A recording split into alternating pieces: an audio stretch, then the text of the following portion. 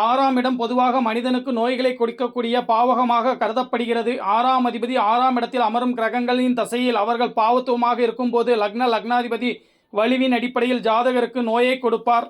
அதில் கோச்சார ரீதியான கிரக நிலைகள் பாதிப்படையும் போது சொல்லவே தேவையில்லை. பொதுவாக 6ஆம் இடம் ஏற்படுத்துகின்ற நோயை 16ஆம் இடமும் 11ஆம் அதிபதியும் தீர்ப்பார். இங்கு கொடுக்கப்பட்டுள்ள ஜாதகத்தில் கடக லக்னம், தனுசு ராசி, புராடம் 3ஆம் பாதம், லக்னத்தில் ராகு, லக்னாதிபதி அமாவாசையை நெருங்கிக் கொண்டிருக்கிறார். சனி செவ்வாய் பார்வையால் பாவத்துவம். 11வது வயதில் ஆரம்பிக்கும் லக்னாதிபதி தசையில் லக்னாதிபதி பாவத்துவமாக 6இல் அமர்ந்த காரணத்தால் 13 வயதில் மனிதனுக்கு நோய் தவிர வேறு என்ன பெரிதாக கஷ்டங்களை கொடுத்துவிட முடியும் என்கின்ற அடிப்படையில் நோய் தொந்தரவுகள், குறிப்பாக சந்திரனின் காரகமான சளி தொந்தரவுகளால் பெரிதும் ஜாதகர் பாதிக்கப்படுவார். கிட்டத்தட்ட 10 வருடங்கள் இந்த பிரச்சனை தொடரும்.